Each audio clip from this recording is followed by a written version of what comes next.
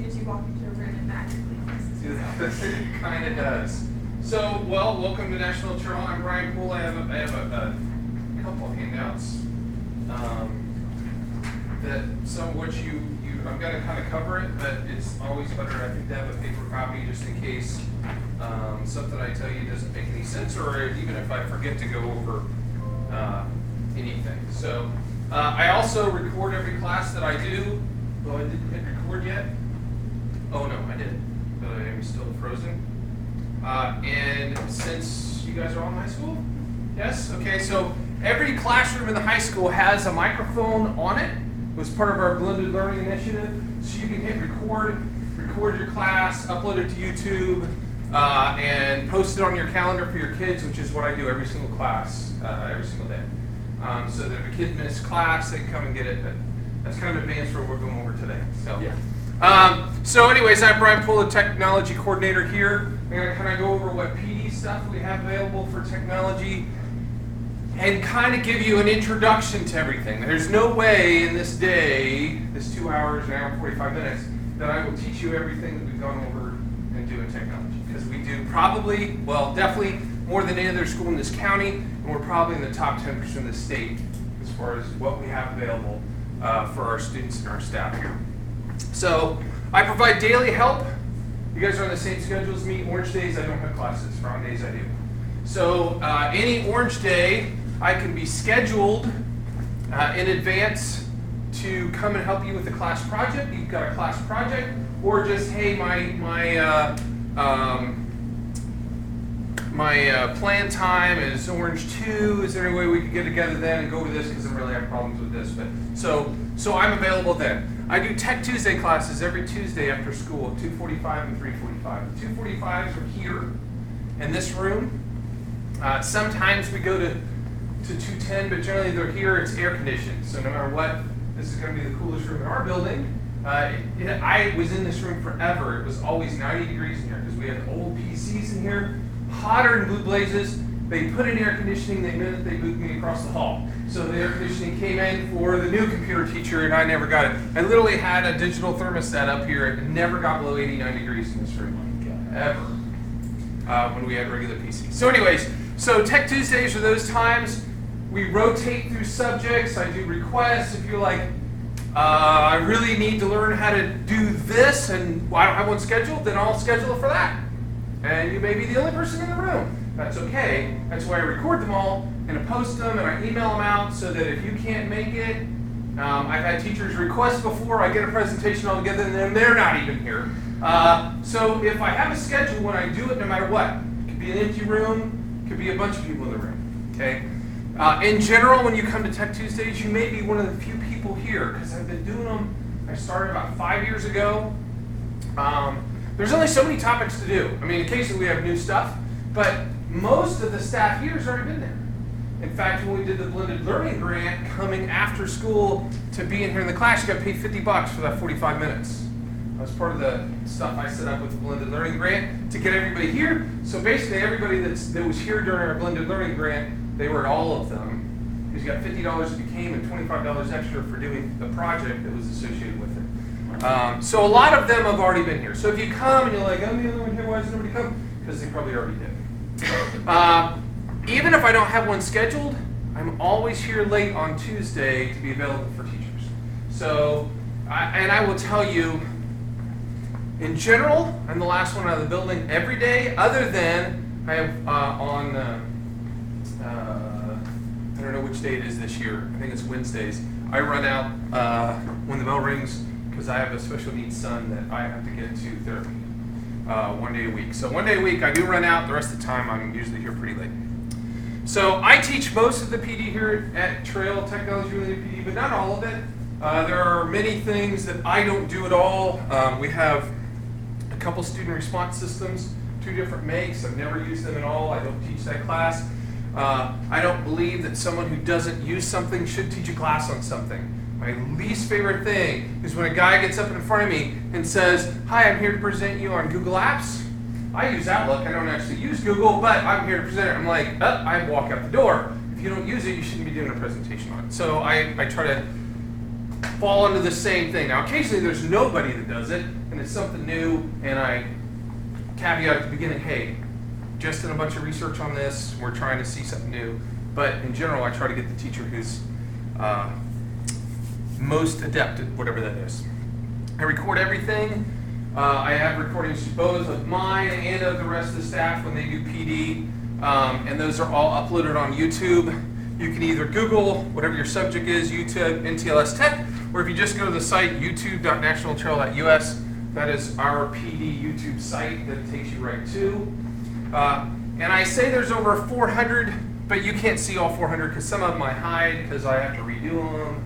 So if you ever go there and like, there's no video on this, all you have to do is email me something that isn't there, and I will get it there usually by the end of the day. And I usually email you back a link on it. So, and that's on the handout I give you. Okay, and we also do a big tech skills in service in March. The whole day is on technology skills. We usually have, depending on how we organize it that year, 3 to 4 sessions with 8 to 12 options for you to go to. It's like eTech Ohio, if you've ever been to that. In fact, the whole idea got started from an idea I got at eTech Ohio, and the way we do it is we take 6 to 8 teachers every year to eTech Ohio. It's a 2 to 3 day event, depending on the year. And all the people that go are expected to bring back 2 ideas to share with the staff at that in-service, but there are other things as well. So one of the things that I'm really proud of here at Trails, we don't just have stuff that we drop off in your room, we try to train you how to use it too. Which a lot of schools have stuff, but nobody knows how to use it.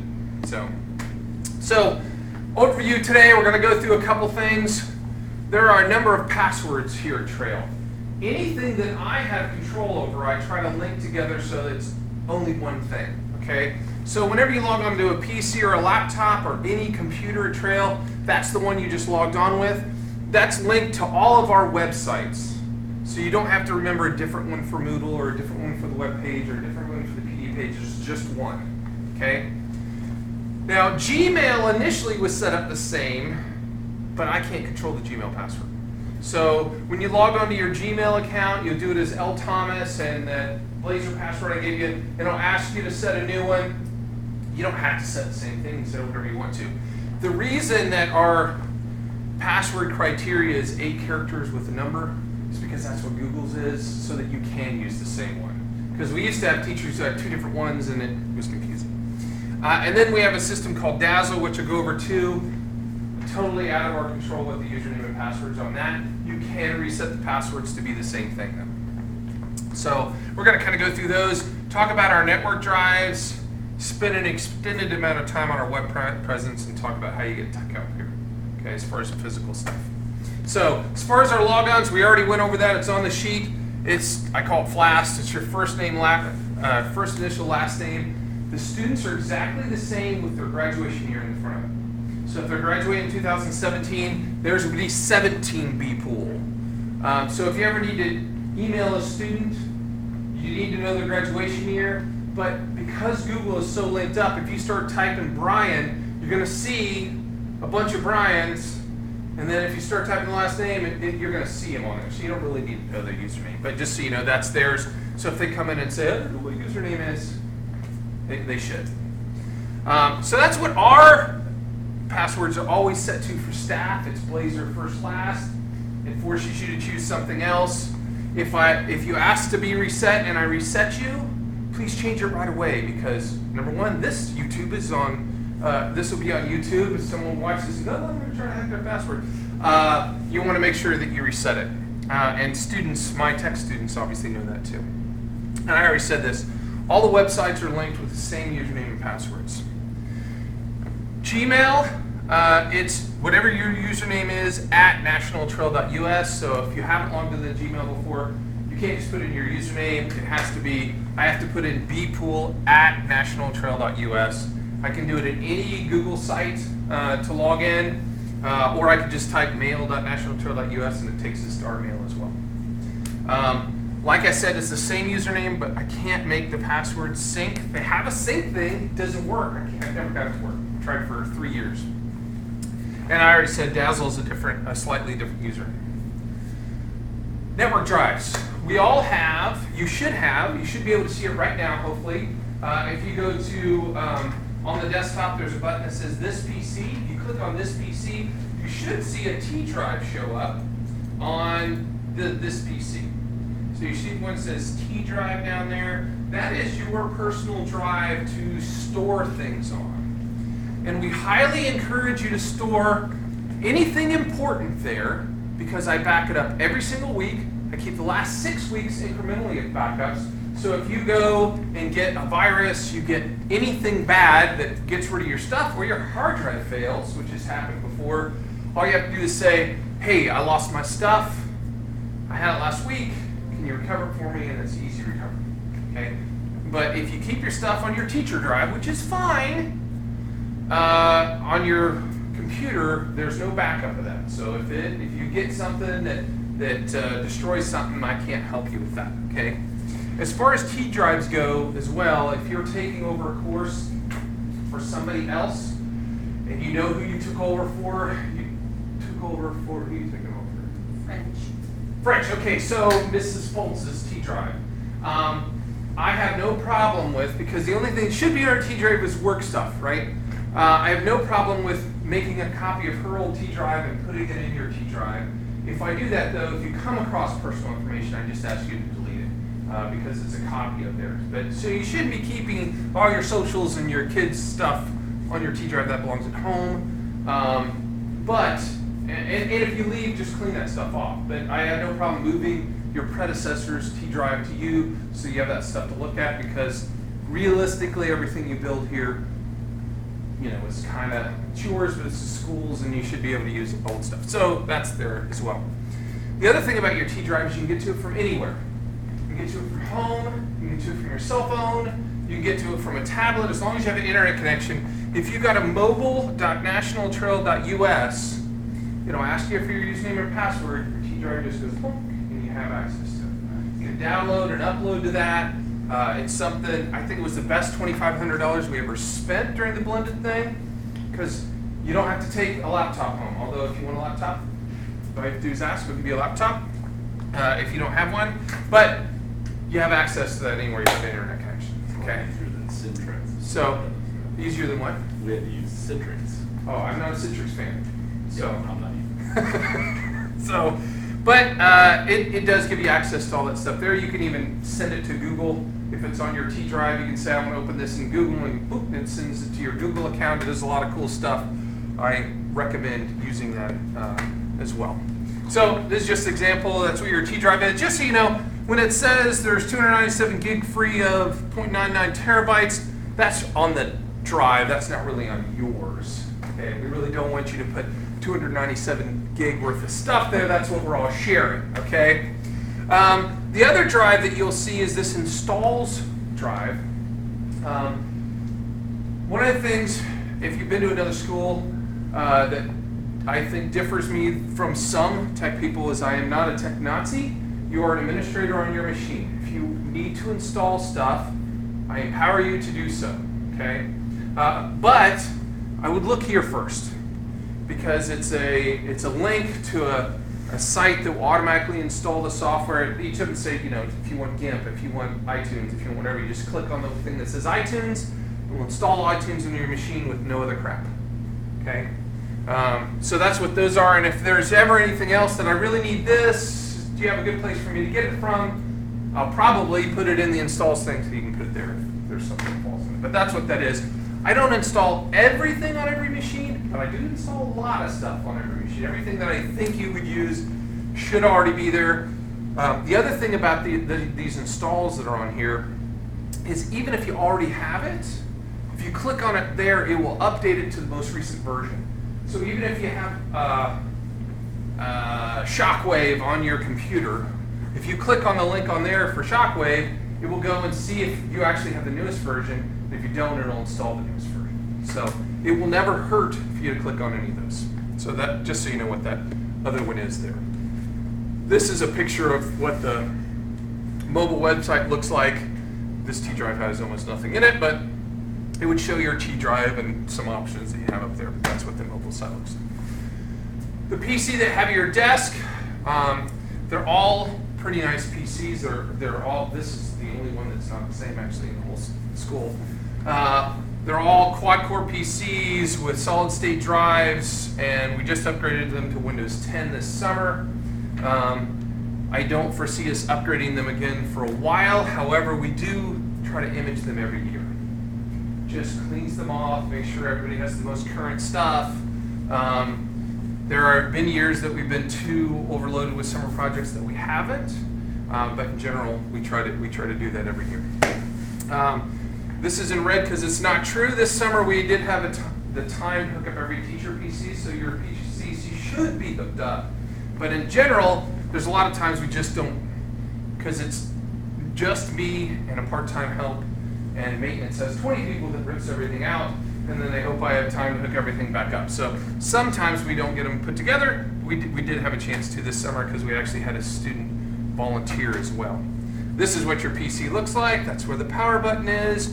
You've got front sound and mic buttons. You've got front USB. This is a media card reader if you've got a camera or whatever that you need to stick media into. Everyone here should have a DVD burner. So if you have any problems with yours, just let us know and we'll replace that. Some of them, because they don't get used forever, DVDs go bad because they get filled with crap.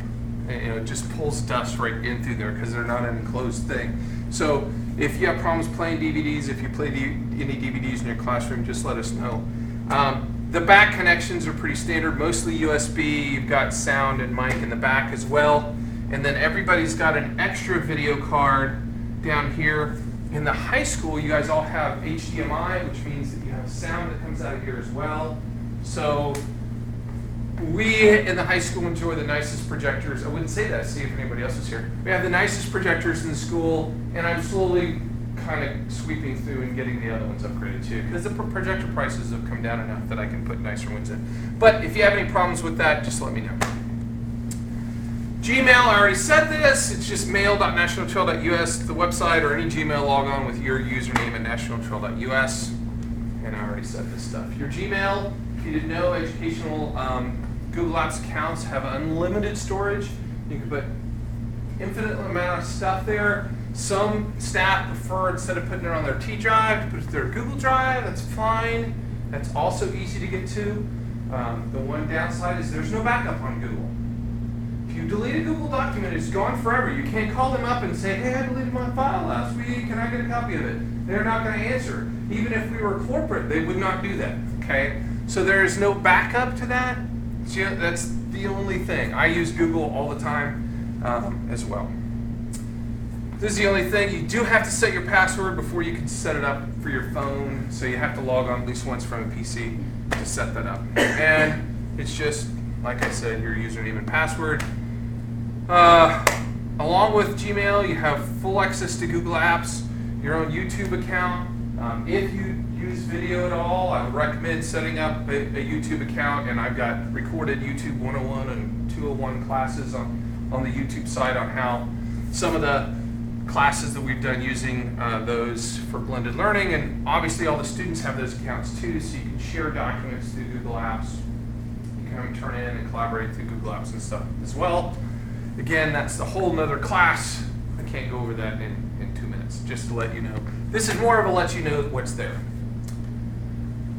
Kind of already said this. I recommend, though, making your passwords rememberable by you, no stickies. On the monitor with your password on it, I usually only see that in the elementary school because they think no one will ever look. I don't know. Think of words that you remember and numbers that you remember, and obviously if you have other passwords that you remember all the time, that's fine. I have no lockouts on. You have to reset them after any amount of time. You can use the same password the whole time you're here, as is true with Gmail. I set those so those you can keep using the same one.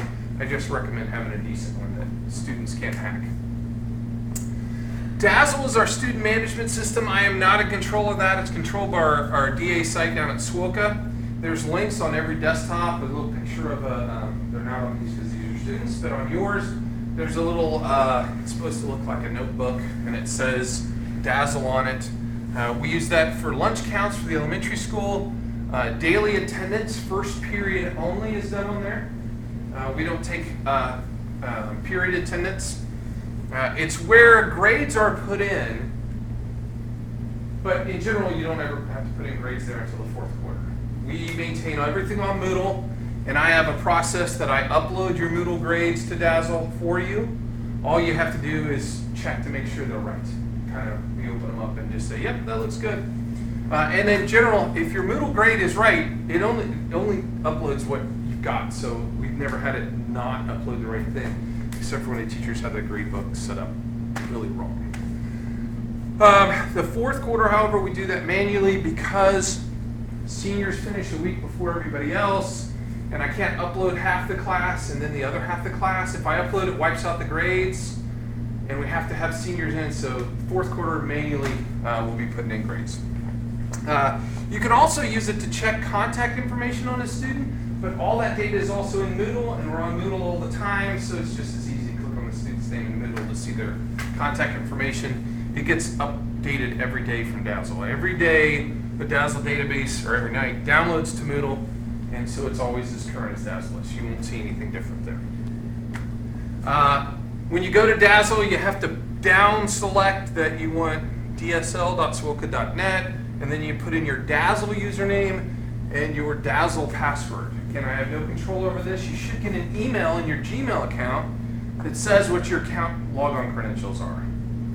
In general, it will be something like NTHS underscore your initials, since we're all in high school, as your username, and I can't tell you what the password's going to be because it auto-generates a password for that. Would we have gotten that already? You should have already gotten that in your Gmail account.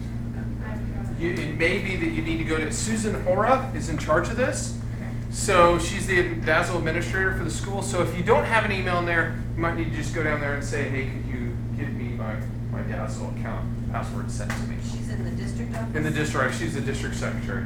She just has to click a reset password thing and it sends you an email and it'll be in your Gmail account. When you get in to Dazzle, there's some quick links on the side, and then this is the menu button right here for drop down.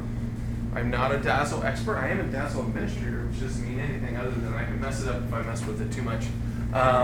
So I'm not even going to pretend to go through Dazzle stuff, because in general I don't use it ever. So, I was just going to show that you've got different drop downs right from there as far as doing the account stuff. Oh, and you can change your password once you get in there too, which I would recommend changing a password to something else. So we have a whole slew of websites. I have those websites on that list for you. Of those sites, there's really only two that you need to think about at this point, okay? And almost one. So we've got a school website, which is www.nationaltrail.us. And just so you know, that's kind of a redirect. It actually is nationaltrail.k12.oh.us, but I hate having people type that in, so I made it redirect so you wouldn't have to type all that. So it's all of them in with nationaltrail.us, and then they redirect somewhere else. So that's our website, our school website, where we post lunch menus, if they ever get posted, where we have links to the cafeteria. I don't know if this will work. Oh, it worked, okay. Basically, it's saying you can't go straight there. So this is our website, has our class calendars. If you're in charge of any kind of club, the club can have a page there. It's the non-academic site. Now, the one thing that I would like you to do today is to log into it, because until you log into it, you don't actually have an account. It makes it as you log in. Because everyone has their own page under the high school teaching staff is where you guys will be. Oh, I didn't get it. See if I get that. So everybody has a page. Now, that's your page to update, to put a bio on, to put a picture on, whatever. Okay? So, what are you looking at? I said I'm up there. Yeah, so you should have, I reserved you the last 2 days, so I had time to make everybody set. But because you've never logged in, I couldn't give you access because your account's not really there. So I'm gonna go to mine because I really don't. Oh, I need to align the board. Oh, what did I just do? Oh, I'm way off. Do you have a browser you recommend we use? Okay, so that's a good question. Moodle and all of our websites really are Moodle based. Are made for Firefox. Firefox always works on them. I would highly recommend staying away from Internet Explorer at all costs. I will say that 95% of the time that we have any kind of internet attack, it's always a user that uses Internet Explorer. Almost always.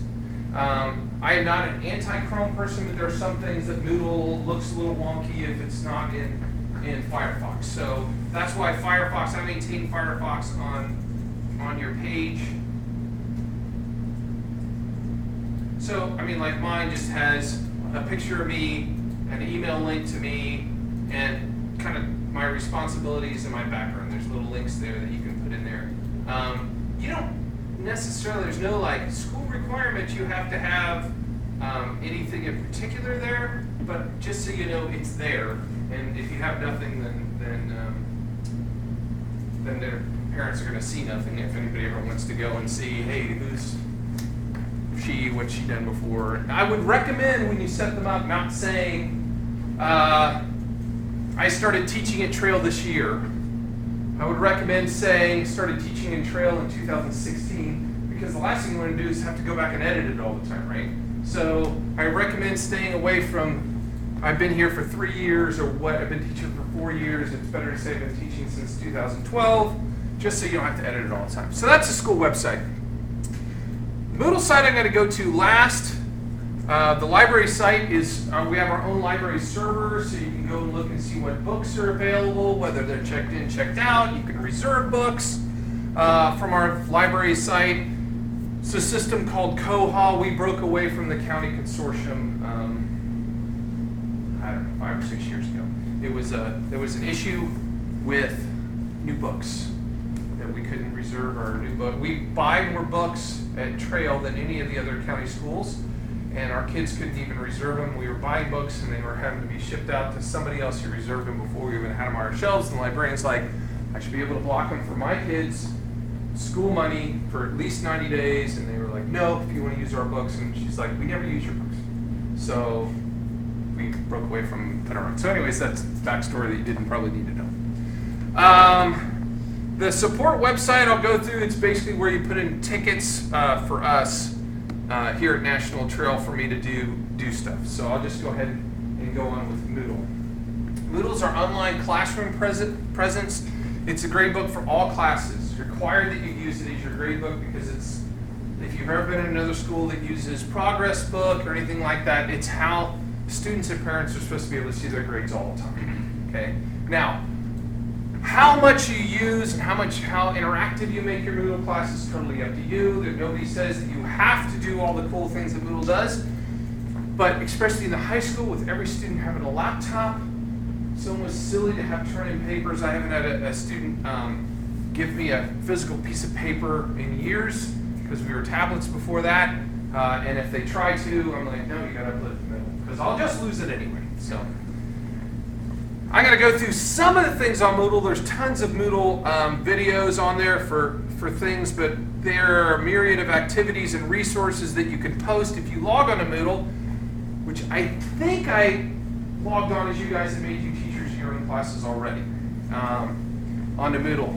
Once you log on, you should see your own list of classes. When students log on, their grade percentages show up there as well, so they immediately see how they're doing in every class as soon as they log on. The other thing that Moodle does is it brings all their things on their class calendars together in one place when they log on. So I recommend when you put assignments in, you click the date box because then they'll see that they have homework coming up. It'll show up down here that whatever you've got is due on whatever day, and it shows the nearest 10 homeworks due in a list, as well as showing them all on their calendar, which is one of the nice things for student organization as far as that goes. And it's the same thing, I took a picture of a student as well. Your Moodle class is completely, I shouldn't say completely, very up to your own taste as far as how you want to do it. The purpose of that checklist that I handed out is because we have had Moodle for a long time. And there are some classes that they have one block and everything is in it. And you may look at the class that you're taking over and it may look like that. And one of the things that, everyone's had training on it, we've talked about it, that makes it unusable for both students and parents. There's no way for a student to find out what's due when you just put it all together like that. You're just hoping they find your stuff, right? So you can break it up by chapters, by sections, any way you want to, and there's an infinite number of sections. This is my computer hardware class, so I've got a section that's just the class introduction, a section that's chapter 1, a section that's chapter 2, and so when the students click on that particular one, all they see now is that course introduction and those 5 or 6 things that go into the class introduction. Like they have to sign off in my class that they downloaded and read the class syllabus, and those are all online things. There's not a piece of paper. They just click, yes, I read that and did that. So you could break up your stuff really nicely so that when they're in the chapter, they only see that chapter or that section. They can still see the other stuff if they want to. But it's kind of what that checklist is about. Everyone's supposed to in the high school have a course syllabus on their site, and they're supposed to have their ICANN statements available on their site for each chapter, whatever your indicators are that you're supposed to. That was one of the emphasis items last year, was that we want everybody to have ICANN statements and indicators they're working at, but we want students to know what they are too. So they're supposed to be posted on the Moodle site. I don't have any idea whether the middle school went with that initiative or not, but I know the high school did. That was a big emphasis in the high school. So you have Moodle sites right now. You should have access to Moodle sites, and you have some options that you don't have to decide right now. You can just edit what they have, or I can make a whole new class and hide what they had so you can reference it, but build your own as you go this year. And I've had teachers do both. I've had teachers who said, you know what, I'm just going to use what they had until I figure it all out, and then I'm going to, or you may want to build your whole class separately the way you want to. So That's kind of what I've done with Adrian's, is I've hid everything from. okay, and you can do that too. You can just hide sections and build new sections that are So unhidden. then you can just build on top Yeah. of it. Yeah. Okay, because I have everything on first hit, so I can still see it, but then I can just. The only bad thing about that is they're all still showing up in your gradebook. They're hidden maybe in your gradebook, but then your gradebook, you got all this stuff. It's totally up to you how you want to do it. That's obviously the easiest way, because then I'm like, oh, I want to use this, and I can just drag and move it into my viewable section. So Moodle, you can't break it. Don't feel like you can add stuff to it and then delete it. You can delete whole sections and it clears everything out. I can make a whole new course. It's definitely something that you need to play with to figure out how to do it. I have videos. All the videos are usually about 5 minutes long. How to make a quiz, how to do this, how to do that. So when you are ready to try that particular thing, you should be able to find it, and obviously I'll be here to help you as well. The elementary school looks different than ours. It's supposed to be prettier, but nobody here is in the elementary school. So some Moodle terminology. You'll see the word, these bolded words here on the side, just so you kind of know what they're talking about. When you add a resource, it's anything that a student can click on, read, reference, but they are not gradable items. You can make it a link, you can make it a YouTube video, you can just make it a web page inside your Moodle course. But resources are things to look at. Activities are things to do, and those activities can be gradable. They don't have to be gradable items. All my assignments that are in Moodle have full handouts within them that say what the assignment is. You can just put down Chapter 2, Handout 1, if you want to, and have no explanation of what that is, but you can have the whole handout in there as well. So when you, we'll look at a couple activities. There are also things called blocks, which go on the side of your Moodle course that add functionality to the course. And new in Moodle 3, which is what we just upgraded to this summer. So Moodle's going to look new to all of our staff a little bit. We now have the ability to track what things the students have done, to issue badges. That's a new thing, to give them badges when they got into certain levels of stuff.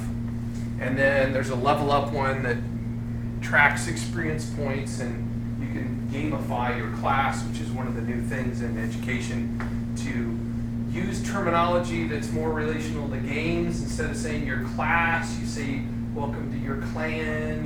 their quests instead of homework. And they actually get experience points and levels, and it shows up right on Moodle. You've made level 4, and there's a big thing on the side. So that's all in Moodle now, and so if you feel like doing it and trying it, feel free. You can always delete it later if you don't want to. Can I interrupt you very briefly? You certainly can. You always can interrupt. What's your Wi-Fi password here? 'Cause- Okay, it's Trailblazer, Okay, and that's givable to anybody. okay. That's not like holy stuff. You can give all the Trailblazer.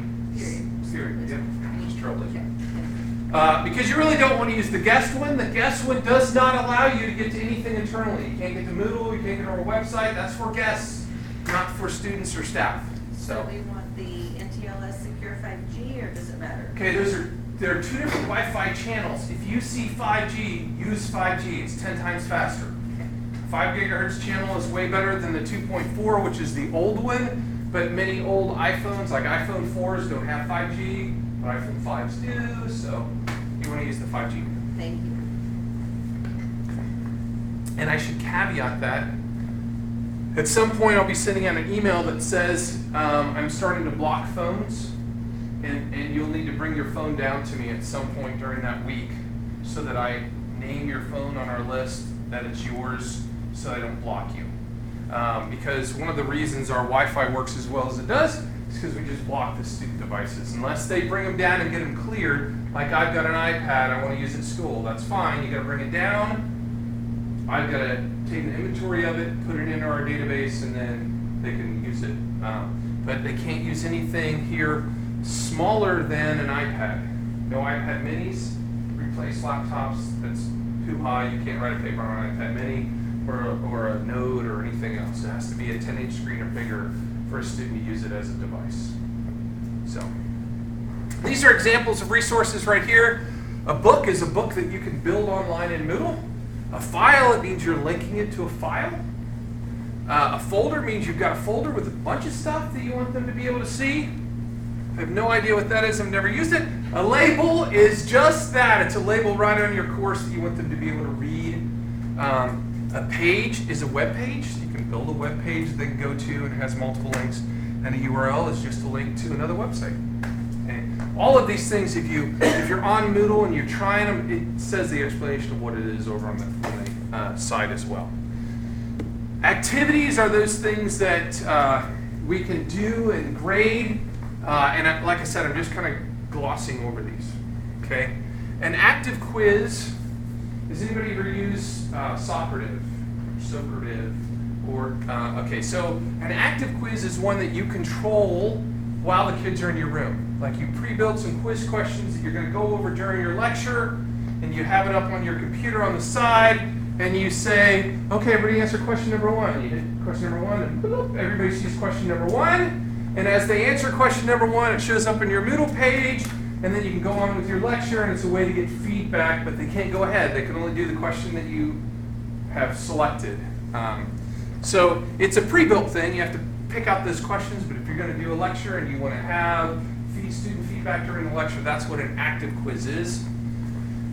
An assignment is what you guys are going to use 90% of the time. It's an assignment that goes in the gradebook. Whether that is an online assignment or an offline assignment is irrelevant. It goes in the gradebook exactly the same. Assignment allows you to do basically 3 different things.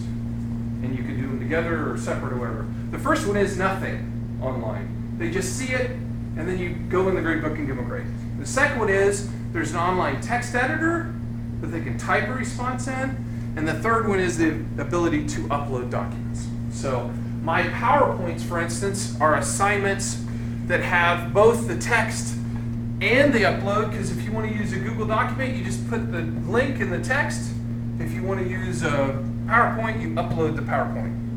So, or there's other options online too for those kind of things. But so that's what we do. When you build it, you can say this is what it's worth. It's worth 5 points up to 100. You can't give it more than 100 points.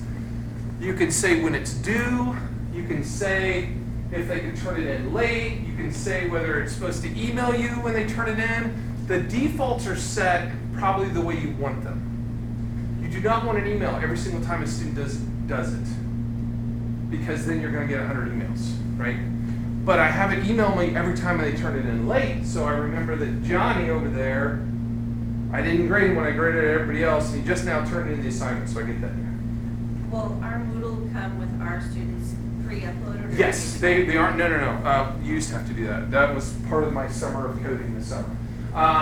So if it works, because there isn't any, and it used to work, but I had to recode it all this summer. Hopefully, Wednesday your class list will be there. It might not be till Thursday though, because it loads at midnight. I don't know whether they will show up, because really they have to be there on Tuesday to see them on Wednesday because they load overnight. So you may not see a class list in Moodle on Wednesday, but you should see them on Thursday. It will also put them automatically in the scheduled sections.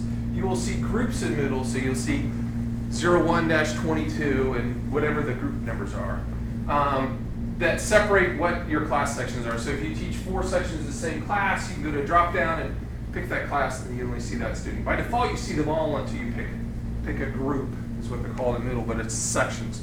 You can also make your own groups. So if you want to, off topic with this, but I get off topic a lot.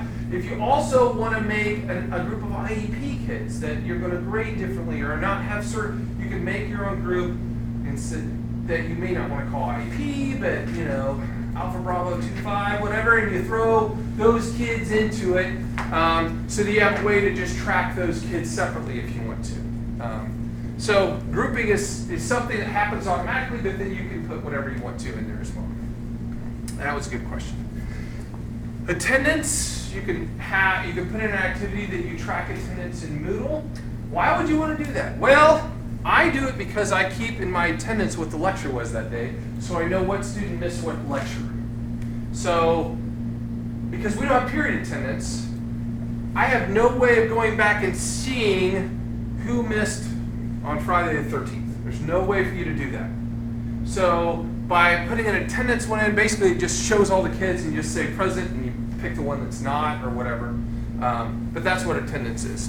Not many people use chat. It opens the chat box and kids can talk to each other. I used to have a scheduled chat that opened up every night for an hour and said, I'll be online during that hour if you have any questions. I don't do that anymore. No one ever. Although when I'm doing reserve duty and I'm on base, I always have that open because then if kids have a question and the sub can answer it, they can just chat to me and I can answer the question. I'm going to go through all these just choices are choices. So one choice, like for instance, when I do PowerPoints, no one does the same PowerPoint. So I have a list of PowerPoint topics that, they're all the same overall assignment, but like you can choose whether you want to do an ASUS, whatever motherboard, or I have a list of all these, so everybody's doing different stuff. So students can go on and then choose what they want to do. And you can limit it, you can say 5 people can choose this, 5 people can choose that. So if you're doing something like a project, you keep everyone from doing the exact same project. You can kind of break it out and make it so they have to, and they like it because they like having some kind of choice. If you just hand out the exact same assignment to everyone versus, hey, everybody just go online and pick what you want your subject to be, and that student over there who wasn't paying attention, who logs on last, gets whatever's left. My last project that my students do in my class, my hardware class, is they get X amount of money to buy or build a PC, and the last person who logs on only has $500 because there's so much, there's somebody's got $2,500, somebody's got $2,000, it's broken down by $500 increments, and the guy who's last loses. I don't use database much, but it allows you to have students build their own database of terms and stuff. I'd say that's a pretty advanced one.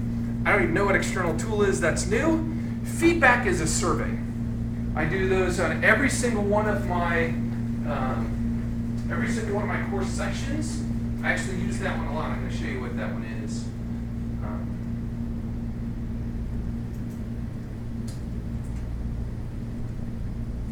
You know what? If I go to the test site. The test site was the site from last year that still actually has students in it. Let's see if I can. So I have a self-assessment that maybe I deleted it. Let's see if I can. I don't know whether these things carry or not.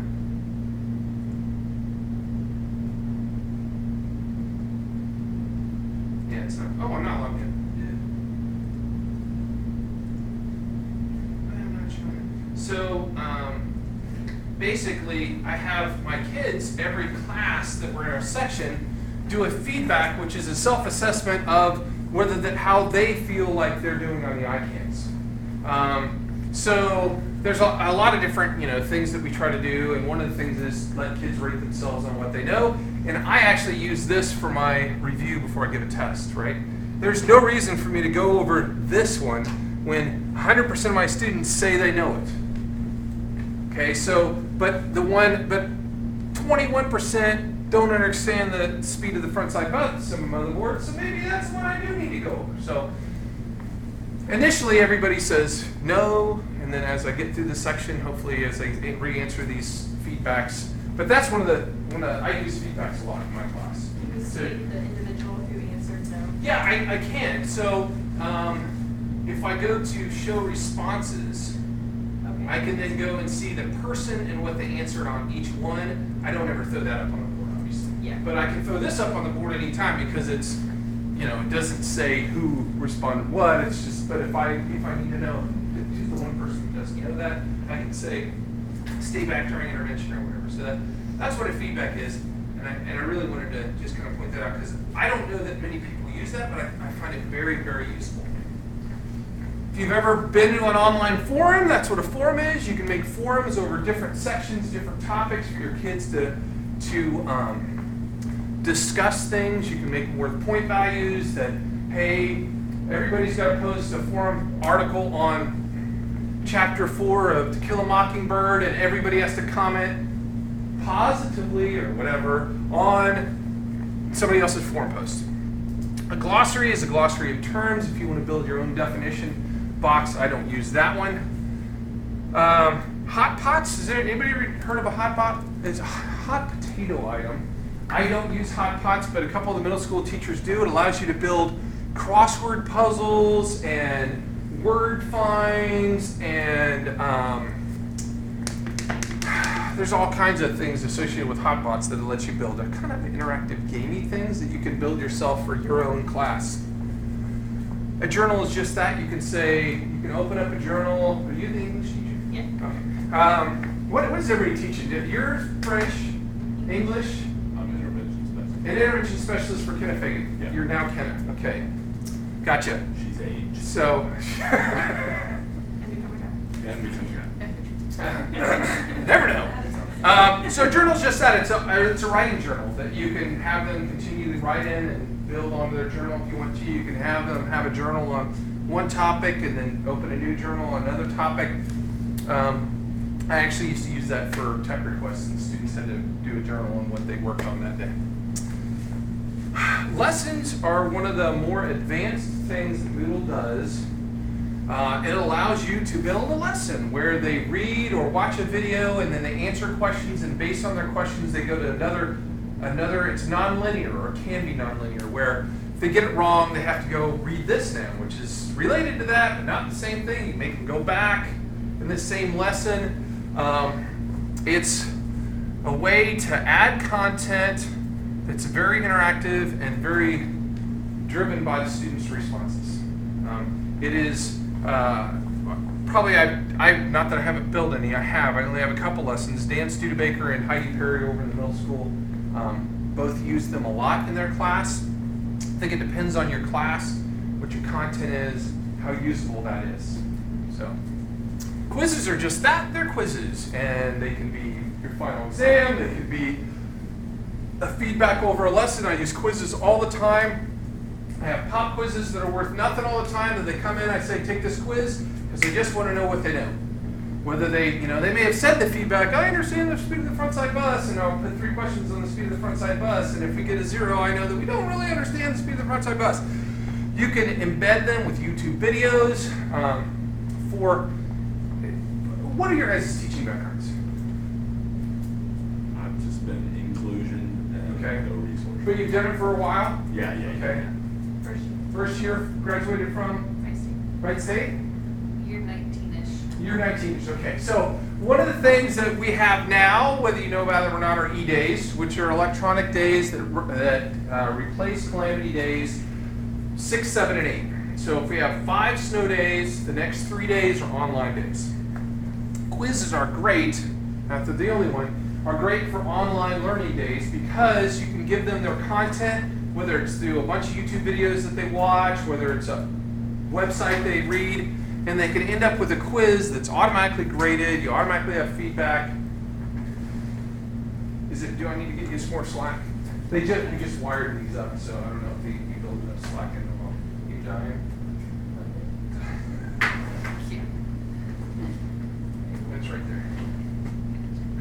Thank you. Yeah, I mean, that needs.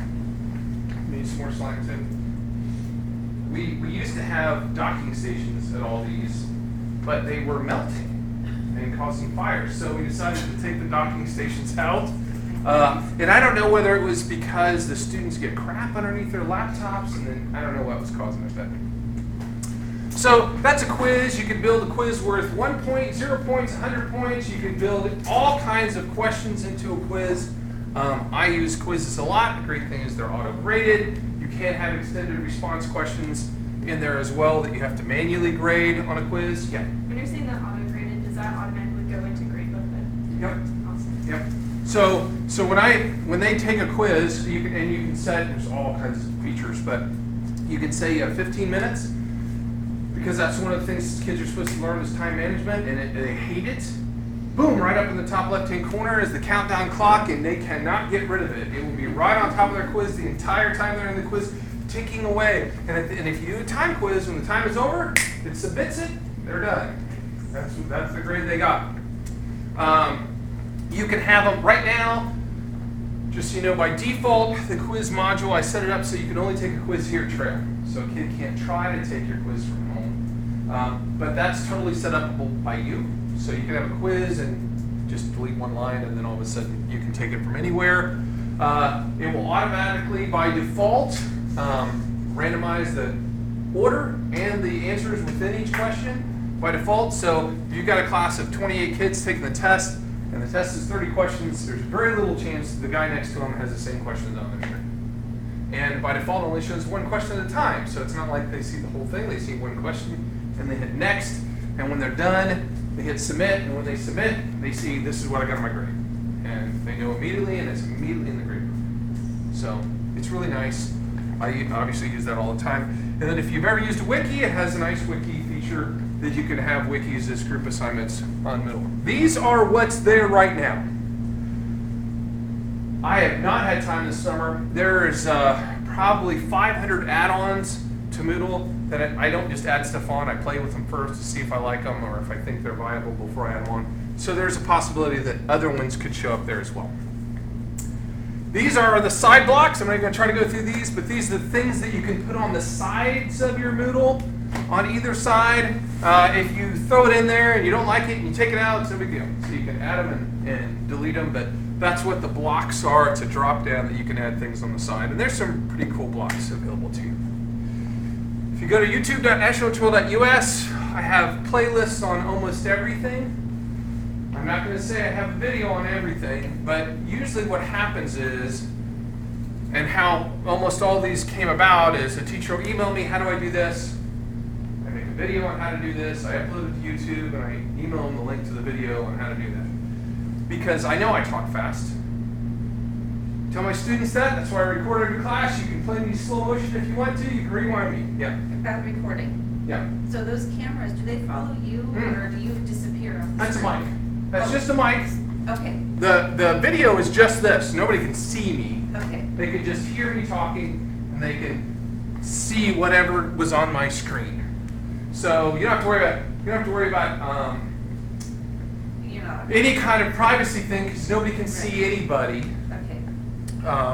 And I have never had an issue with any parent saying I can hear my parents in the background, and I will tell you that.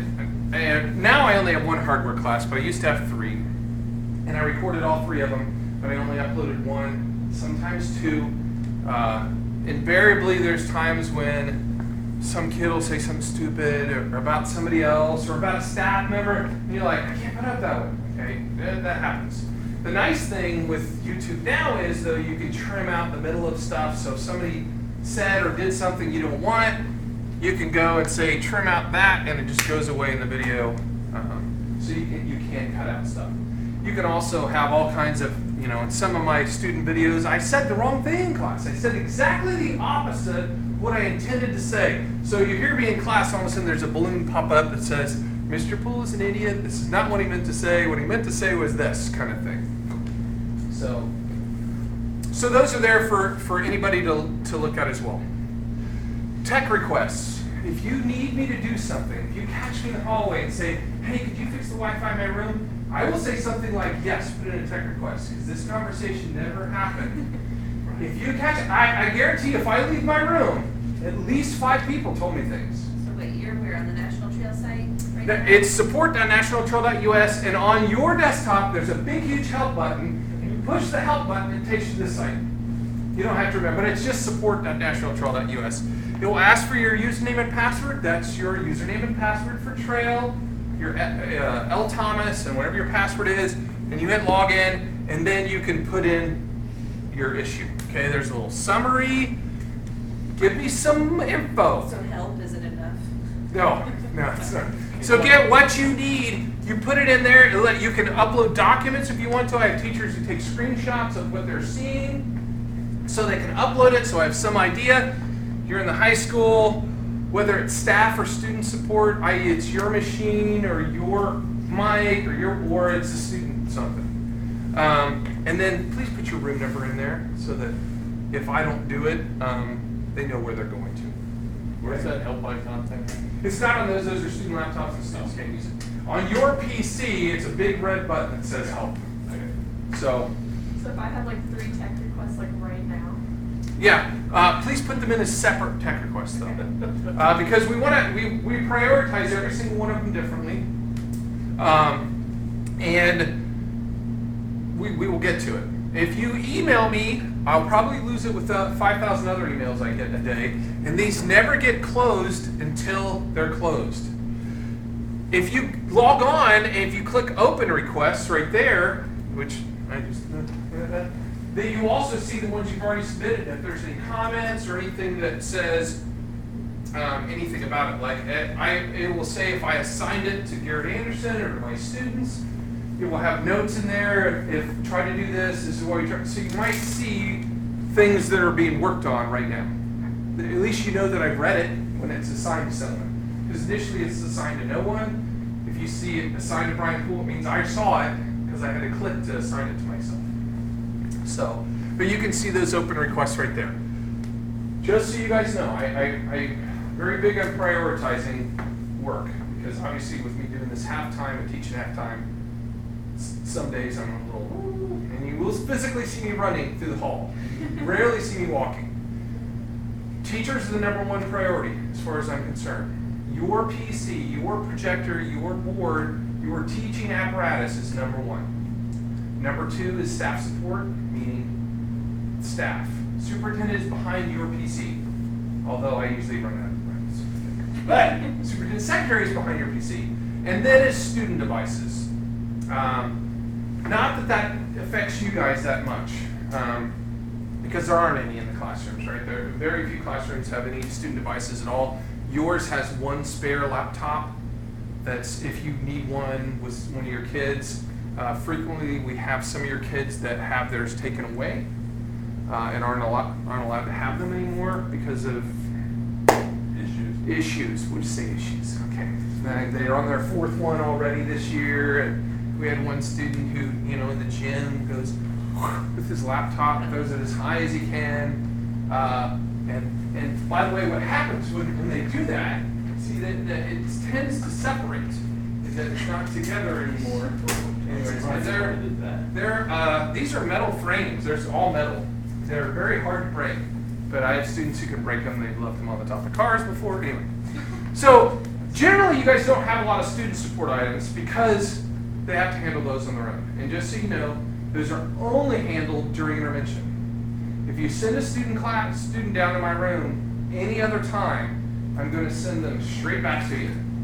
Student laptops are done intervention only every single day. That's all we do during intervention is handle student laptop issues. How many students do you get coming down that really don't have an issue but are just trying to get out? No, I don't think that ever happens because most of the students are afraid to come to my room. So I don't know why. I'm very nice, but they get afraid. I don't know. They're like, ooh. You know, I have students come in like that one. How long has it been broken like that? I don't know, a month or two. Why are you ever down? I'm afraid to come to your room. You know, so I don't get a lot of students who just come down to chit chat because it's very structured during intervention. There's somebody at the door who immediately greets them, asks them what their issue is. They scan their computer in. I mean, I have kind of a whole workflow going. It might get fixed immediately. It might be thrown over against the wall to be done during I have one class that's laptop repairs now, which is why I have less hardware classes. But so sometimes they'll come right back with a spare. We have 10 not fun to carry, hardened, could drive a Jeep over them laptops, tough books that we use for that. When they have broken one, if we can't fix it during intervention, we give them a tough book and they go about their way. If a student forgets their laptop, then it's a detention, and they don't get them from me. They go to the library, they sign out a daily loaner, and they'll get a detention for not bringing their laptop. Students that are doing the bring your own program, like I've got an iPad and I don't want to pay the fee, the enormous $30 a year fee for having a laptop, but you're doing a project that's PowerPoint and that requires a laptop, they can go to the library and get one anytime. There's a list of who's bring your own. There's no consequence for that. Bring your own kids can go and get a laptop anytime for just the period or for the whole day if they need to. It's just kids that are issued one are supposed to show up with their laptop. When will they have their laptops? Thursday we issue seniors. Friday we issue juniors. Monday is sophomores, and Tuesday is freshmen. Okay.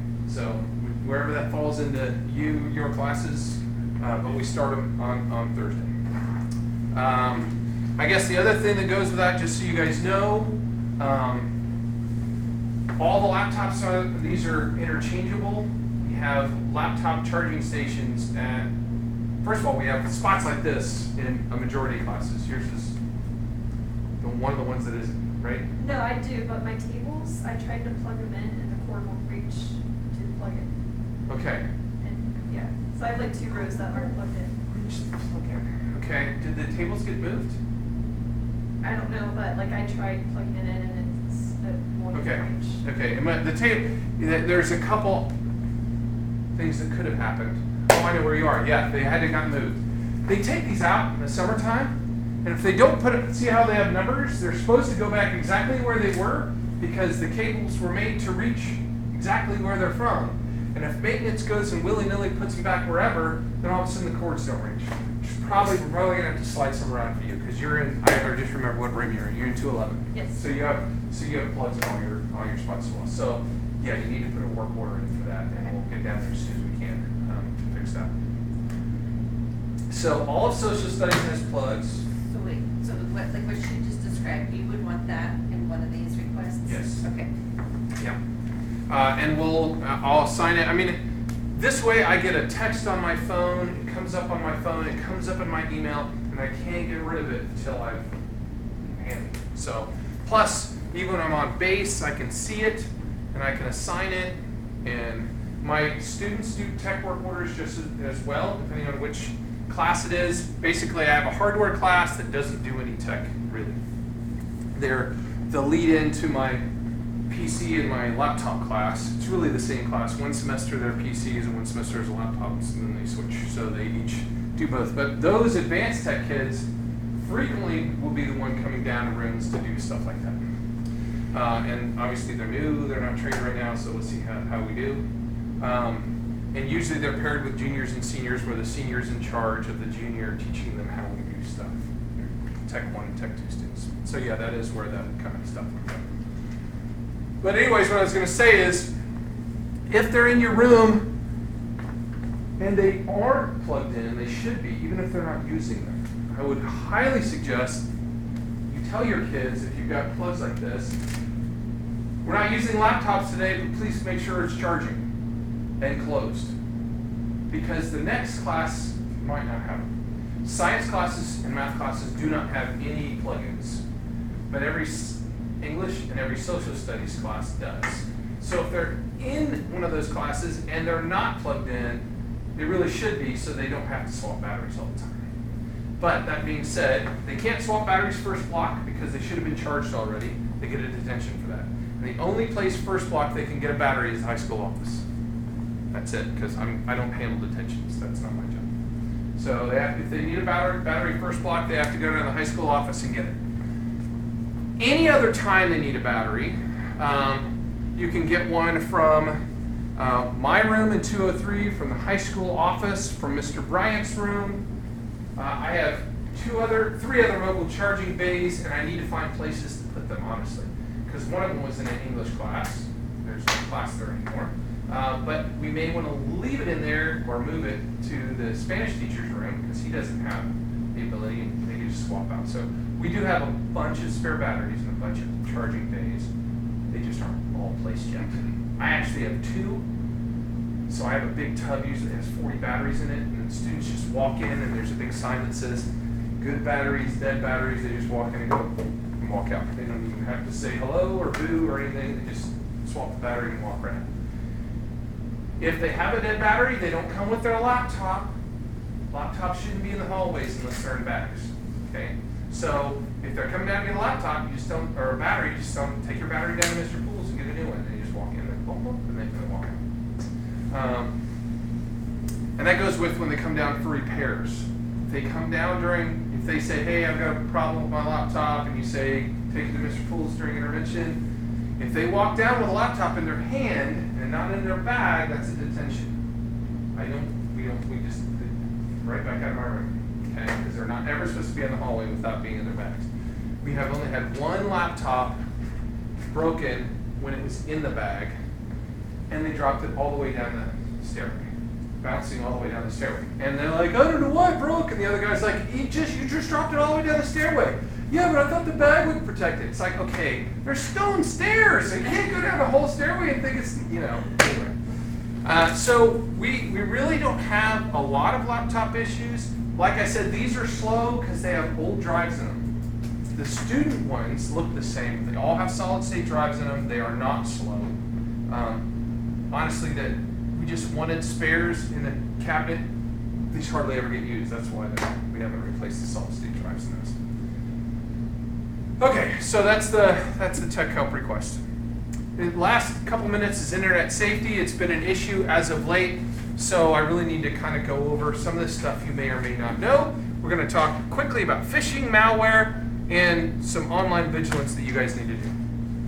Phishing is the act of sending out generic emails to every single email address. By the way, 80% of all email that comes into us is spam. You don't see it, but that's what the Google report says, okay? So a lot of these get caught. Something like this that says, hey, PayPal customer, doesn't have your name. Please go to this link to fix your email address or fix your password. And the link says www.paypal.com. It is a PayPal link. But those are just letters that anybody can put whatever letter they want to under a link. So it looks like the link, but when you hover over it, you see it's actually not going to that address at all. Okay? If you ever get an email that says, follow this link to reset your password, never, ever, ever do it. Go to PayPal on your own, and it will tell you whether you need to reset your password, but never follow a link. That's what phishing is. Spear phishing is one that's more directed to you. This is an example of one of spear phishing attack. It can look very, very, very legitimate from the IRS because it says it's from IRS.gov. It's got to be from the IRS. Again, that's just a text field. I could send any email from you saying it's from anyone I want to. It's just a text field on the email that you get. Okay, so that's what phishing is. Avoid going to links that you don't know what they are. Trojan horses is software that's made to trick you into installing it, to trick you into doing something. It's made to look like something else. This is not legitimate. If you ever get an antivirus pop-up that says you've got this problem, you need to solve it, call this number, it's never legitimate. You know what antivirus you have installed on your computer, and even then they can make it look exactly like it, okay? So this is just trying to get you to click on a button to install software on your computer. That's what a Trojan horse does. Here's another example of a Trojan horse. They look very, very, very legitimate. Here at National Trail, we have, and I've got some screen captures of Symantec Endpoint. You will never be asked to click anything, ever. If it finds a virus, it will delete the virus.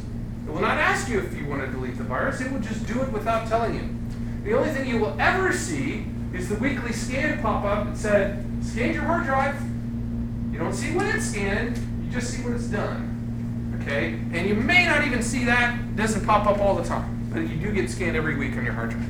So that's Trojan horses, and this is mainly for home, but these are things that can happen to you from going to, I don't even want to say questionable sites. You can have very, very legitimate sites that get infected with these. Doesn't have to be porn. Okay? Everybody's like, oh, this has been a porn. That doesn't mean that. Okay? Scareware, we just had a staff member who got hit with this week.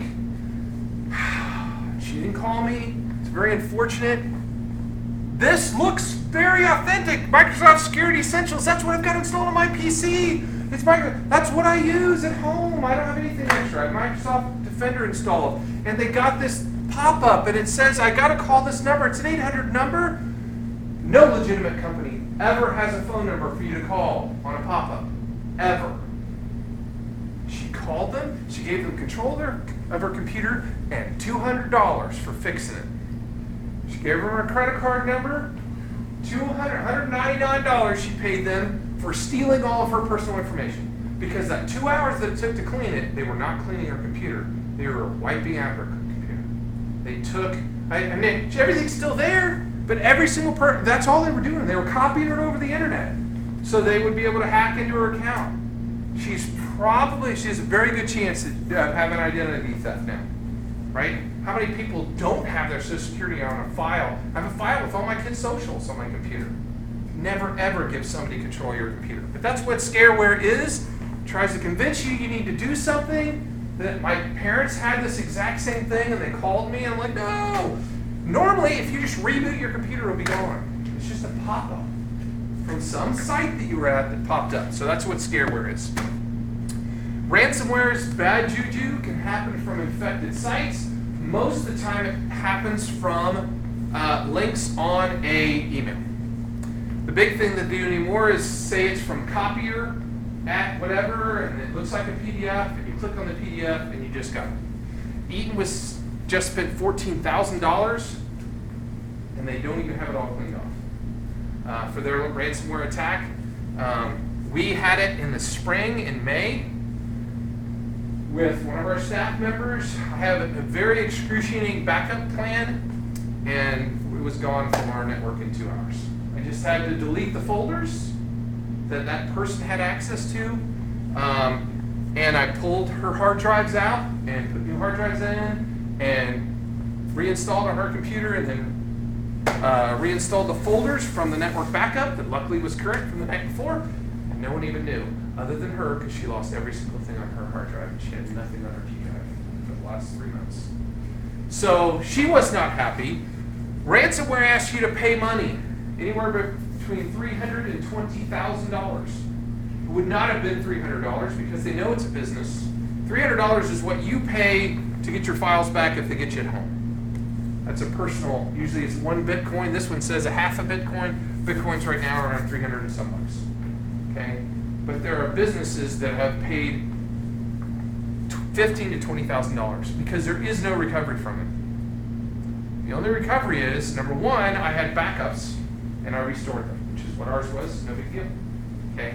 But if it was your home computer and all your stuff is encrypted and there's no way to break this encryption, then you either say it's gone or I paid them. The problem is that even if you pay them, the software's still on your computer. It can hit you again, which means you pay them, you get your files, you wipe your hard drive, and then you start over again. So ransomware is pretty bad. Avoid following any link. Oh, I thought I had a picture. Any link that you didn't expect. If you get an email with a link on it and you didn't know it was coming, delete it. I had an issue with the federal government 4 years ago, I think it was. We do E-rate and it gets us a whole bunch of money back and it's great. And so they sent me a file, no subject, no content, just a file attached to it. What is a good IT person going to do? I hit the delete key and I went on with my business. And then 2 days later, they sent me the same thing and I deleted it. They sent it to me again and I deleted it. I don't know who it's from. It's from an innocuous address with any other than please see attached. That's all it said. No. They finally called me and they said, you've got to turn in the file that we sent you. You need to fill that out and turn it in. I'm like, who is this? And it was somebody at E-Rate, and I was like, you sent me a attached file with no content saying to open the file. What idiot do you know that's opened this file? So anyway, don't open it if you don't know. If you get one from a copier, that's the worst one to open. Tanya just scans stuff to me all the time. And I have to call down there. Tanya, you just scan something to me? Yeah, I did. Okay, then I'll open it. But I don't just open it because anybody could put copier at nationaltrail.us on the from thing.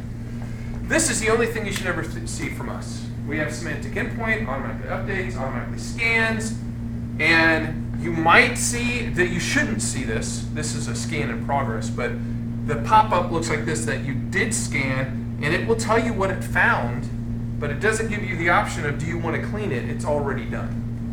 It just does it. I don't give users the option to save viruses. I don't know why that's even an option, but anyway, so that's what we've got. That might be the last slide. I think that's the last slide. That was it. Got through the whole thing. It's easier when there's only 3 people. So we have a lot of stuff here, and I know you guys are going to be busy with new classes and getting going and stuff. I would at least read the Moodle or watch the Moodle organization video and the Moodle assignment video, because as a minimum you're going to want to do those 2 things.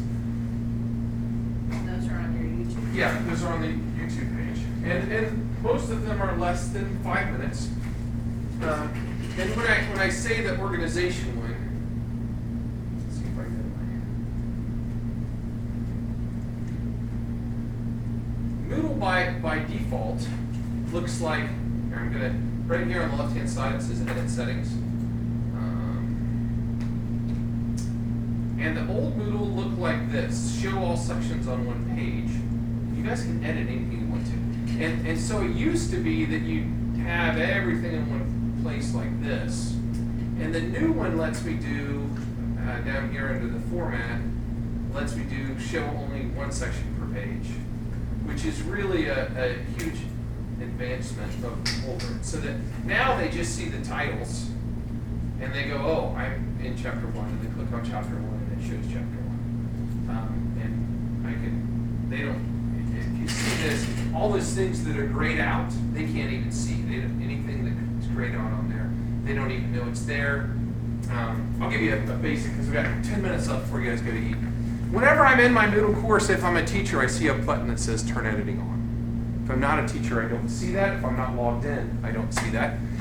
If I want to edit it, you know what, I gotta realign this thing real fast.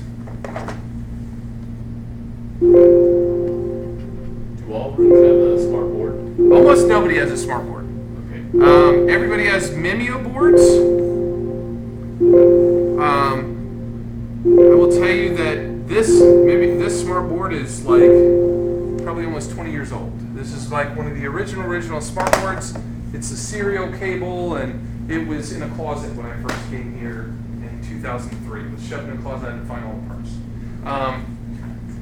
My first year, I ordered 6 smart boards, and it took so long to get there. I had gone to the tech conference and seen Mimeo boards. I canceled one and got 5 Mimeo boards for the price of 1 smart board. And so, like my classroom, this is not my classroom. My classroom's across the hall of the Mimeo board. Works exactly the same. The only difference is you have a specific pen that you have to write with. But it projects on the whiteboard. There is one in your room. You just have to use that pen. And in general, there is Mimeo software. Because we started out with smart software, everybody just uses the smart software to control it anyway. So there are a couple classrooms with smart boards. the science teachers did this big grant thing with the state, and they paid for smart. So the science classrooms have smart boards. There is one social studies class, Mrs. Tinsman, who stole the spare smart board. I mean, basically, she had it in her room for so long that I just finally mounted it there. Because of those 5 I bought, only a couple of them are still working. Their service is abysmal. Very unhappy with them. He's across the hall really doesn't like his because the pen doesn't write straight. So the Vimeo, however, when we have one of those go bad, they mail me a new one. With self-return, with tape, they put it in the new one in the box, and I get it in just a couple days.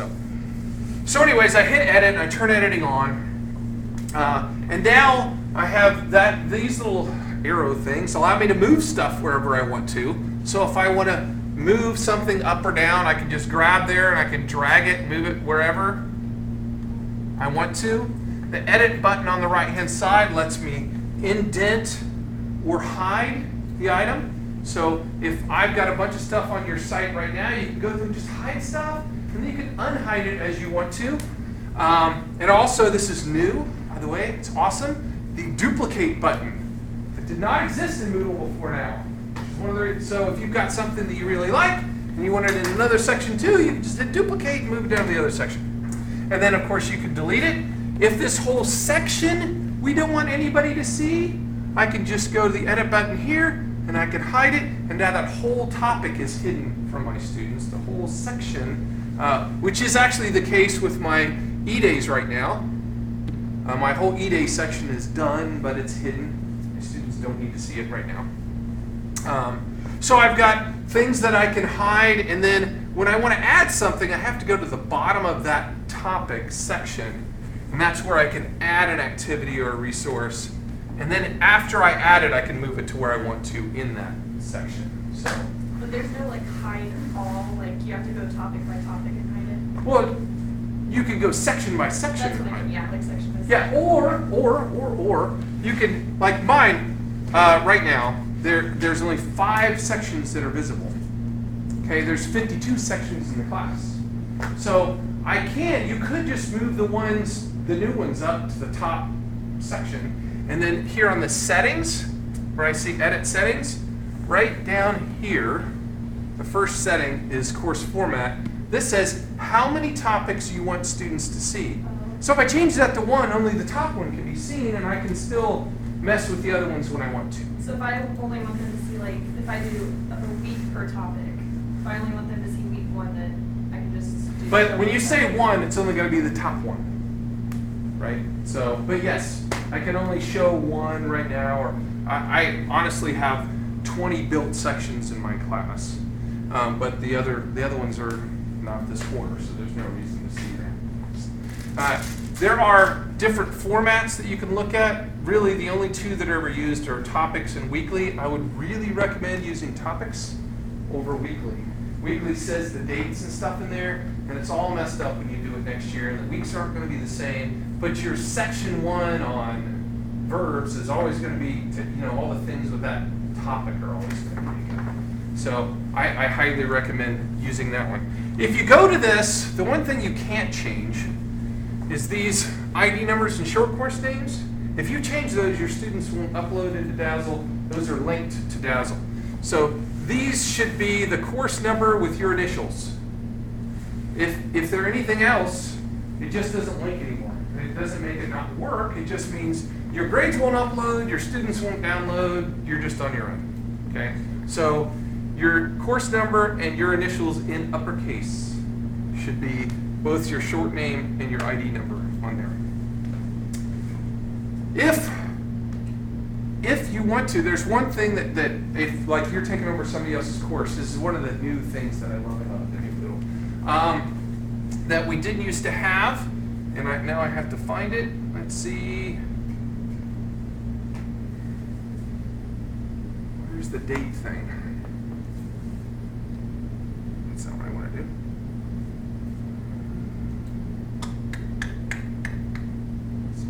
Set up.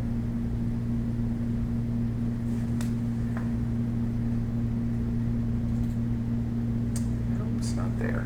there's a new one that lets me see all the dates at one time, and I'm not seeing. I thought it was right here in the course administration. Ooh, I'm gonna have to find where that is. I hope I installed it on this one, because if I didn't, I need to move it. Anyways, what is it? Oh, so if I add something, I can move it between, and like I said, the only things really is the setting up of your sections and moving stuff around, and then really the biggest one you're going to use is the assignment one to put in grades. So if I add an assignment, I'll kind of go ahead and show you that. The assignment name is what is in the grade book, and it's what the students see to click on. Okay. The description is not required. However, anything that's a paper or anything that's other than, chapter 2, questions 3 through 5, which is enough for anything that you would normally give them information on, I throw in there so they have it no matter what. And then down here I could say, when is it due? So the due date is in here. Allow submissions from, I always uncheck that. If I've got it open, then I don't want it to. So whatever date I put on here, so I can go and say, I want this August the 24th, now it's going to show up on their calendar. Okay? If I have a due date, it's going to show up on their calendar. This cutoff date means you can't submit anything after this date. I don't have cutoff dates. I don't believe in that. I have a hard time with teachers that say if it's late, I don't want it, then you shouldn't assign it. If it wasn't important, you shouldn't assign it. My personal opinion. If it's, not that I don't take off, I take off. But you can't ever fail an assignment that you turned in just because you turned it in late. You'll get a D maybe if you turn it in 2 months late, but you're not getting an F just for not turning it in late. Because I shouldn't have assigned it if it wasn't important for you to do. And people will say, well, they need to learn what real life is like. You can't turn things in late. That's a person who's never had a real job that just said that. Because I have. I have 26 years in the Air Force. No one ever said, you don't have that report done? Throw it away. No one ever said that. They said something like, can you have it Monday? Can you do it by Monday? How about Tuesday? I definitely can have it done by Tuesday. Thanks. And maybe you don't get a promotion if you're late all the time. You don't even get fired if your work's good if you're late all the time. So when people say in real life you can't turn in late, there's somebody who's never had a real job. You're wrong. You can. You get penalized. Of course you get penalized. But pet peeve of mine, sorry. I have kids who literally, one of my students turned it in the same class period that it was due because he couldn't find it in his backpack.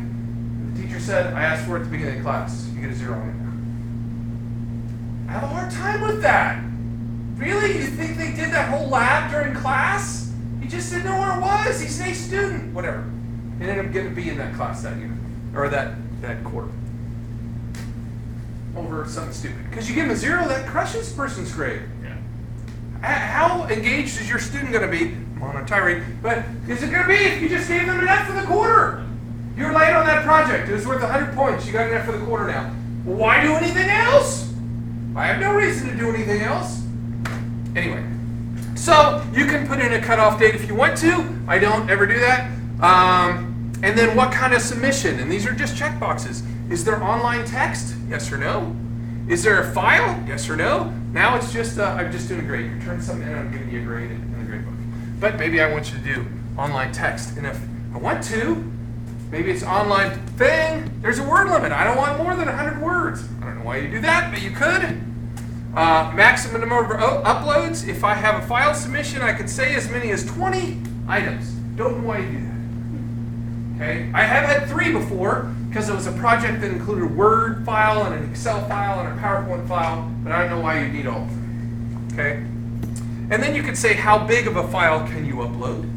That's your option too. And then down here, the only other thing really you need to look at is grade.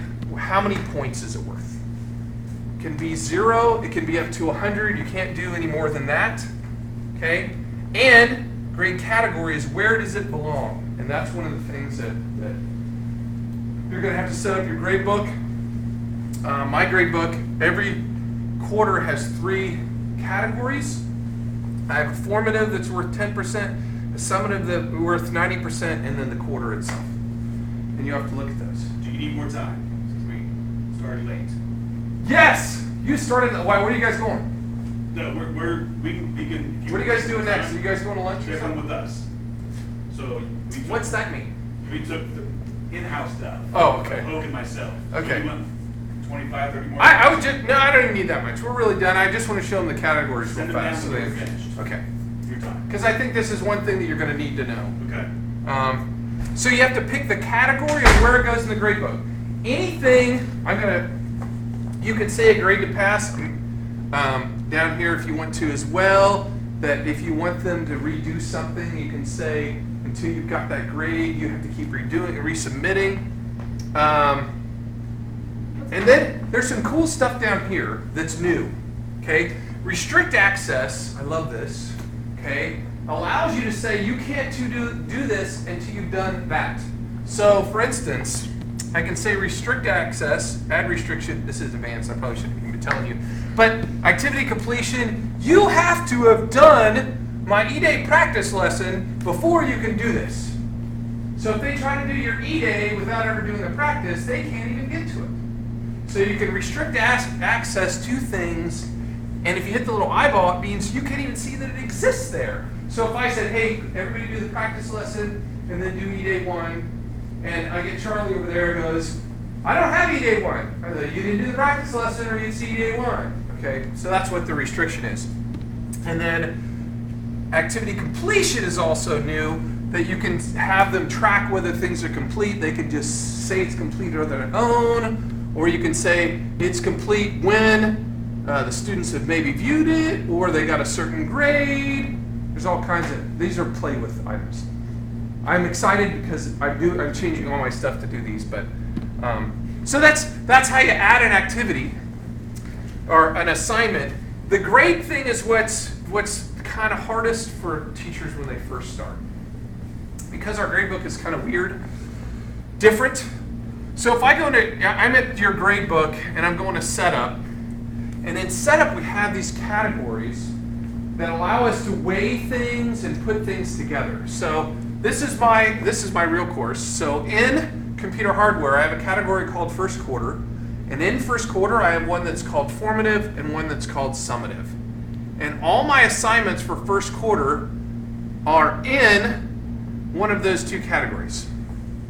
So this one's the only one that is viewable in this one. There's nothing viewable in this one yet, but formative is worth 10%, summative is worth 90%, and it automatically calculates that for me when it comes by my grade, okay? You don't have to do any categories other than the quarters. You can just have everything be worth whatever points they are and have a first quarter category if you want. You can weigh them the way you do points. So if you just have a category called first quarter, and that's it, and you put all your first quarter assignments in first quarter, and you make this journal worth 5 points, and this is worth 25 points, and this test worth 100 points, that's fine. It'll just average them all out. Figure it out, okay? Formative and summative stuff was kind of a big thing, I want to say 4 years ago, that became an emphasis item on not grading kids on things that on things that we're really trying to get feedback on. You know, your math homework shouldn't count as much as your math test, because why are they doing the homework? Doing the homework to see if they understand it, so that we can make sure we're teaching everything, so that we can get their content, level up, so they can pass the test. So the test became worth more than all the homework combined, kind of thing. Yeah. So specifically with the grade book, as you said, you could go and erase kind of everything that Mrs. Foltz already had in here. Can you specifically just erase your grade book? Or No. Okay. The only way to get it out of the grade book is to delete the item, right? So if we delete the item, it'll go out of the grade book. You can't have an activity in the course and not show up somewhere in the grade book. Okay, now, that being said, I have a category down here.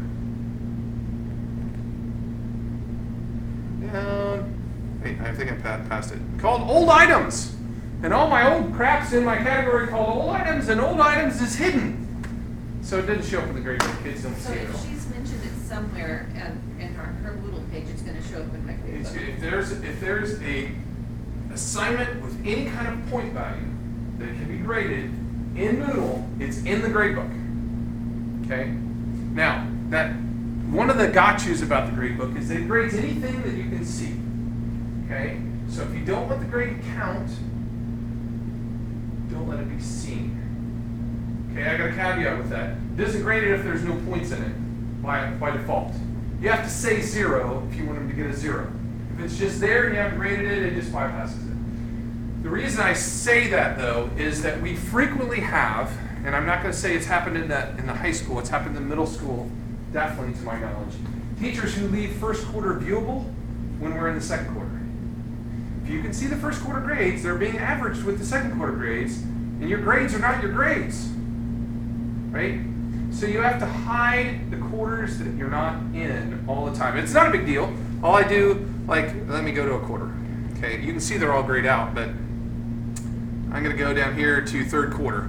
If I go to third quarter and I click the edit button, I'm going to say show just so it's shown, and then I'm going to go back down to it. So when I get to third quarter or to fourth quarter, all I have to do is click hide. Now everything inside third quarter is hidden as well, and I open up fourth quarter sidewall. Okay.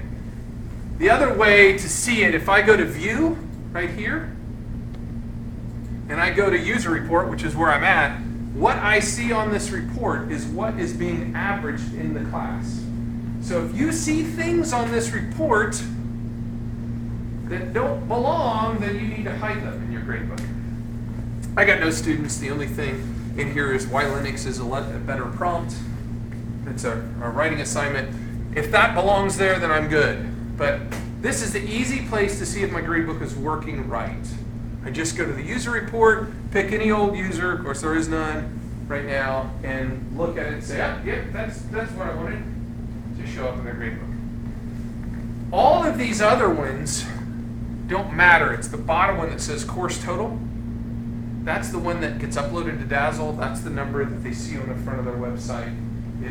If you have kind of messed up your gradebook and there's no total down there, of course there isn't right now, but if there's no total down there, then they're never going to see a grade.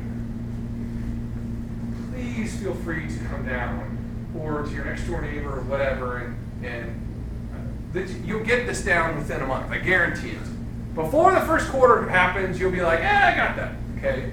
There are people who do many advanced things with their gradebook. They keep first and second quarter there, but they weight zeros so that it doesn't average because they know how to do that. Problem is the person next door who sees it thinks that it's okay and they don't understand what they're doing. So this is the only gotcha. You just gotta have to look every once in a while and make sure, is that what I expect? One of the things that we do at National Trail that was one of my coding this summer is we do all of our own interim reports. So when it comes up to interim time, you will go in your first period class or whatever period we're doing interims, there's a report button right here, and it says NTLS reports, and you'll click on your class, whatever section it is, and you'll click high school interims. There's nothing's going to show up, and it's going to bring all the high school interims together. You can do this anytime to check on your kids, and show, and we'll print this out and hand it out to the kids for their interim feedback. We also use that report for parent-teacher conferences. They want to meet with you and see how they're doing. We'll print that out. All these reports are available to you at any time. That's the interims. This is my class D's and F's. All this prints out. It shows you a list of everybody that you have in your class that has a D or an F. Just those kids. Okay, to see maybe I need to work on those. And then this one says all my students D and F. Sounds like the same thing. It's not. It's students that you have assigned to you. They're getting a D and F in anybody's class. So if Jimmy Jones has got a D in your class, and you do that report, and he's the only D, maybe that says something to you. Or maybe you see that that's the best grade he has. He's got Fs in all the other ones. Maybe that says something to you too.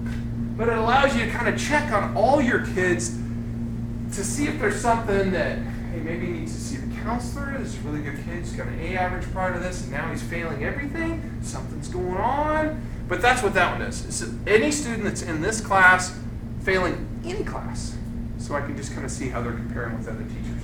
Or maybe he's got an F in your class, he's got an A in your class, and he's an unruly, crazy guy in your class, and you go and see her and say, what are you doing? You know, and I had the exact opposite of that. I had a student that chemistry teacher was having horrific problems with the student. He's one of my best students. I never had any problem with him. But she wanted to kill him. So she could pull up that report and see that he's not doing bad in my class. And so she comes down and she said, I need you to do something. I'm not going to say his name since I'm still recording, with student X. And so I pulled him in. I said, hey, you can't be here helping during intervention anymore if you're not doing better in her class. Okay. I went and saw her a week later, and she's like, he's great. I'm like, okay. So anyways, there's reasons to see other people's stuff. So that's what these reports do. The middle school has the same reports. They use different grading averages. And then the elementary school actually does all their report cards auto-communal. They do an indicator-based report card out there. So I know that it's a lot of stuff. And I haven't even touched a ton of it. But I can't, because your head's probably already hot and steamy and stuff. So I'm going to go ahead and stop my recording. I will upload it and I'll email it to you guys so that if